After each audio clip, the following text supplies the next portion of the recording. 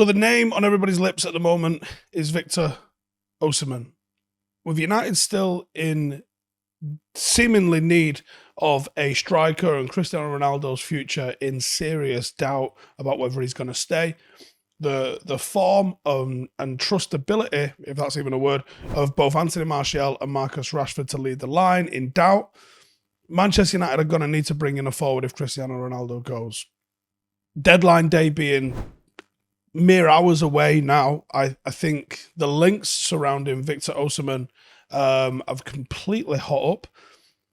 There is a lot of reports about various loans, future guaranteed fees, Ronaldo going the other way. And it seems like, despite the manager coming out and saying otherwise, which he has to do, by the way, I do think that there's a deal to be had here. Now, a lot of people are excited about Victor Osimhen, but I think when you look into it, it might be a case here of he's better than nothing, but he's certainly not the £100 million signing that people think he might be. And we did a transfer talk.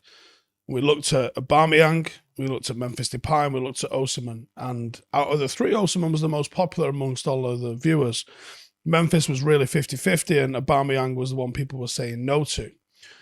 But let's have a look into, is Victor Osimhen actually going to improve Manchester United, and is he a £100 million player?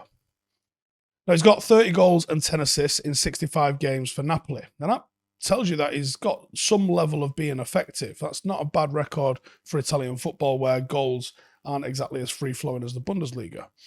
Osimhen is very athletic, he's very fast, and he's a bit of an imposing striker that's got a real turn of pace and some sneaky off-the-ball movement by just staying invisible off the back of defenders' shoulders. He's a bit Haaland-like in how powerful and how strong he is, certainly in aerial duels. He likes to spin off defenders when they go strong to him, and that makes him able to win a lot of his ground duels. As the profile that Ten Hag put together in terms of what it requires from a centre-forward, particularly defensive work rate, I think that's probably what has drawn the eye a little bit for Ten Hag, and he does do that. He's got elite pressing, he's got elite defensive discipline, and it aids that by putting the rest of the team first, and he puts a lot of pressure on defenders and forces them into mistakes. That's something that you can generally put your hand on and say, this kid's elite at this. His work rate out of possession has been integral to how Napoli have played, and he helps them consistently win the ball high up the pitch. He's a main driver in that one. And he's used mainly as a in-the-box kind of poacher for Napoli, not even contributing much really to where the team build up players, and he doesn't really look to combine with teammates, doesn't look to drop in space and dictate play, certainly the way like a Harry Kane would do. Instead, he sticks to his strengths, and that is stay on the last line, occupy the centre halves, be a big in-the-box presence, ready to pounce on loose balls, ready to press on loose balls, ready to put the opposition under pressure. And he's always in sort of high-value positions because of that. He is raw, but there is a hunger and desire, and certainly with his age, means that there are potentials to improve areas of his game.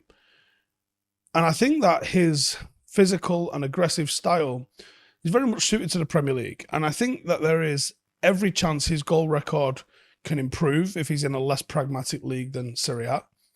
And we've seen how better functioning United are now in terms of the Ten Hag system, with a more athletic focal point that's actually going to be able to compete with balls on that last line in a way that Marcus and Tony Martial aren't. He could really set the tone, being that physical sort of, tip of the spear, if you like. He does fit all the criteria. He does make us a dangerous counter-attacking team. He does offer something different to the players that we've got. I worry about his all-round game as a footballer, though. If you want to play intricate little patterns, Osimhen's not the guy. If you want him to receive the ball, hold it up, bring somebody else into play, Osimhen's not the guy. He is quite basic and raw about what he does. I think the money quoted is absolutely obscene and does not represent any sort of level of value whatsoever.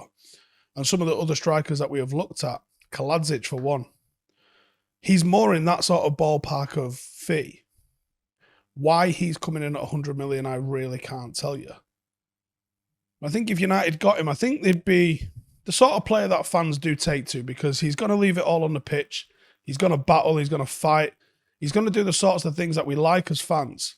But I think if you're looking at him from a pure footballing point of view, he's not a patch on Marshall. He's probably below Marcus Rashford in terms of the tricks and the abilities that he's got to beat someone. He's relying on pace and physicality alone. He doesn't necessarily have a box of tricks. If he gets caught behind or in front of a defender, he's not going to have the tools to beat him or dribble past him.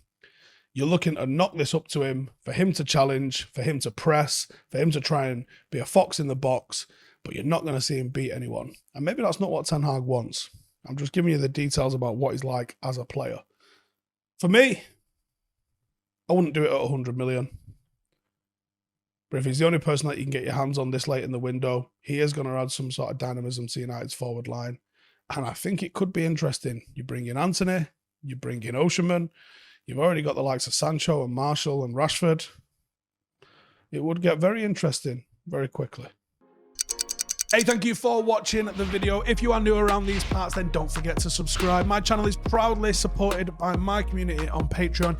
If you'd like to get a little bit of extra content, a Discord group, meetups, five-a-side games, weekly podcasts, behind the scenes, and even an occasional bit of transfer news as and when I get it, then for the price of a pint, you can show your appreciation for the content that we make and get some goodies for doing so as well. Check the link in the description or click the button right here. You'll also find all of my socials here too if you want to follow me on any of those platforms. Nice one.